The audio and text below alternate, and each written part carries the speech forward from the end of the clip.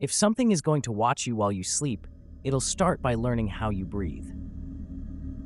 I learned that the first week I moved back into my grandmother's house, the one that smelled like wet wood and stale lavender, the one with the crooked window that looked out over empty fields. I told myself I needed the quiet, a place to finish the book I'd been telling everyone about for months, a place to think after the divorce. The truth was smaller and uglier. I needed somewhere that had belonged to someone else, a bed that still remembered a body that wasn't mine.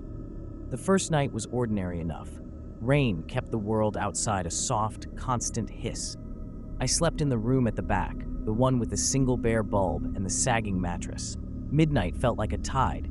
It could have been any deep hour where the house talks to itself. At 3 in the morning, I woke because of the sound of my own lungs. It took me a second to realize the breaths were not all mine. There was a rhythm in the dark, soft, wet, not quite in time with my chest.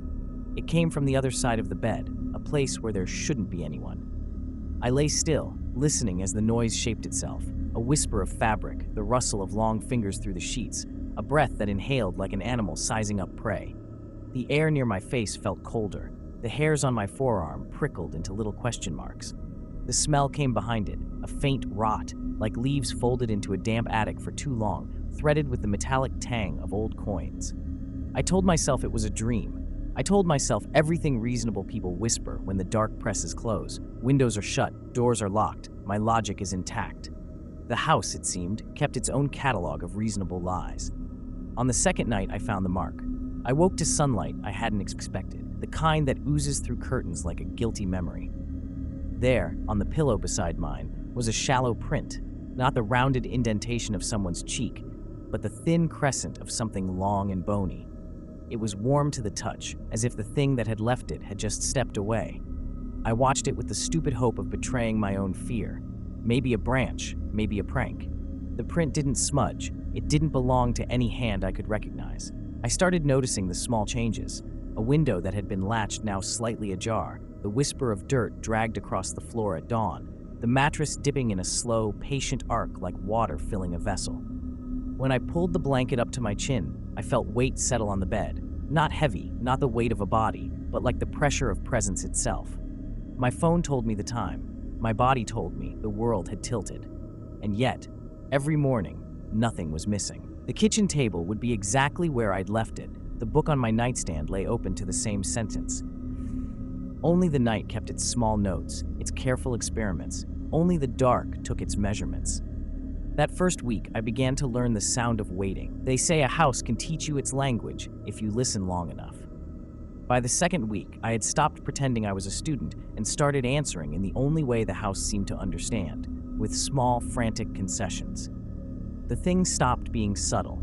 It began to punctuate my nights. At first, it was the noise of nails on wood, one scratch near the foot of the bed, then two, as if someone were tapping out a code. I learned to count them. 3 in a row, a pause, 4 in a halting tempo. Once, when I matched the rhythm with my own breath, the tapping paused and the air near my mouth vibrated like a throat clearing. It knew where I kept my breath. It knew when I tried to hide it. I started leaving the radio on for company. Voices in static feel less like judgment and more like witnesses. The sound became a shield for a few nights. Rock songs, talk shows, the hollow chuckle of distant commercials. But the sound only delayed it. When the radio failed, it was always at the exact moment the house wanted me to listen. A pop, the slow sigh of a blown fuse, then silence so clean it cut. I stopped sleeping with my back to the door. I lay facing the window now, watching the crooked pane try to catch moonlight. In that reflection, the world looked small and safe. But once I blinked, and the glass held more than my tired face. There was a black outline pressed against the other side, a suggestion of jaw and hollow eyes, its mouth an absence.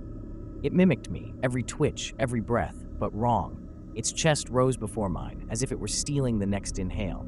When I lunged for the window, my fingers found only cold glass. On the other side, the outline retreated like a shadow that had been caught. I found traces of it, the way you find scars on your own body after not remembering how you got them. On the kitchen floor, a smear like a handprint stretched and then receded, as though someone had drawn fingers through dust and then dragged them away. In the bathroom mirror, for a breath, my reflection wore a grin that did not belong to me, too wide, teeth too thin. I scrubbed the glass until my knuckles left white crescents, but the grin stayed in the corners of my vision for hours afterward. The house offered me clues wrapped as cruelty.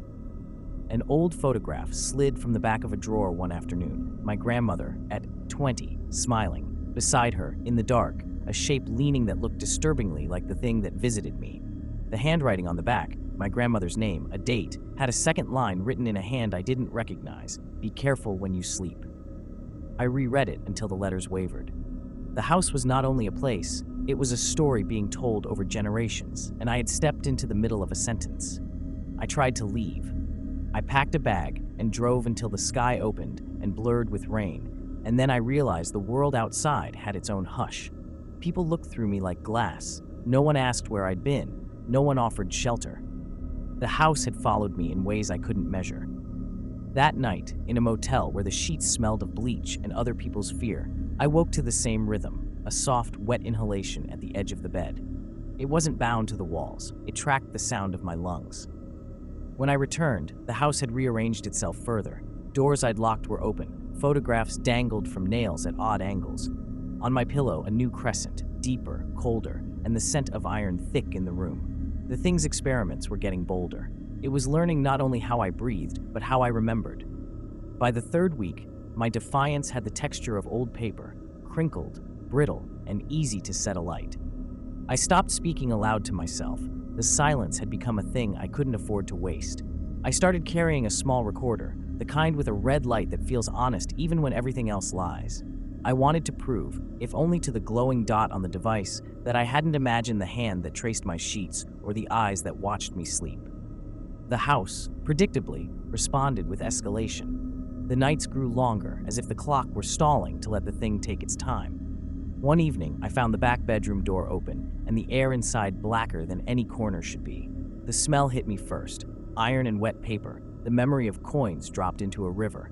My skin puckered, the hair along my arms lifting like tiny flags. I set the recorder on the bedside table and sat on the edge of the mattress because it felt less like an aggression to sit than to stand. The bed sagged where something had been, a slow, patient hollow. I watched the door until my eyes burned. The scratches came, soft, then faster, around the frame, like a hand dragging itself closer. Then silence, and then the breath. Not my measured inhale, but a slow, greedy intake, as if drawing from a well that belonged to someone else. I could hear my own heart, a frantic drum in my ears, but the recorder picked up a second sound, lower, dragging, the whisper of fabric across wood where a shoulder might have brushed.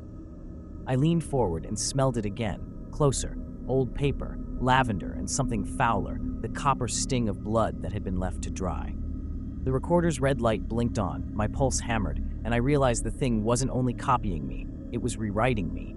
I flung the blanket back the way you tear off a bandage, desperate for a reveal. The room was almost empty, the window a dark eye. On the pillow beside mine, something had left a crescent that was deeper now, a perfect hollow that looked ready to take a head. In the hollow, the air moved, subtle ripples like breath over water. I pressed my face to the pillow, and the mattress answered with the faint give of a shoulder that used to belong to someone living.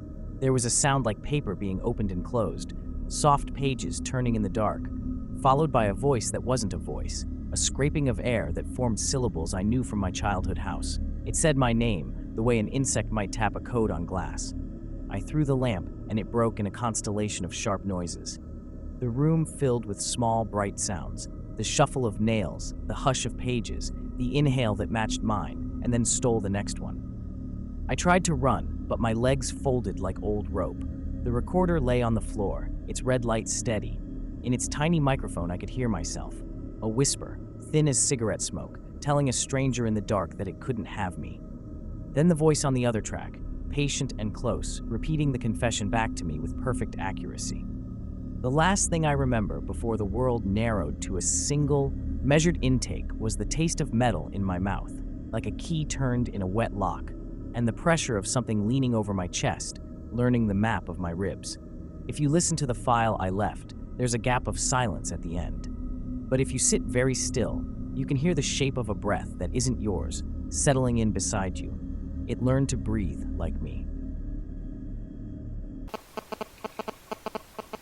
Subscribe to Horror Story Bar.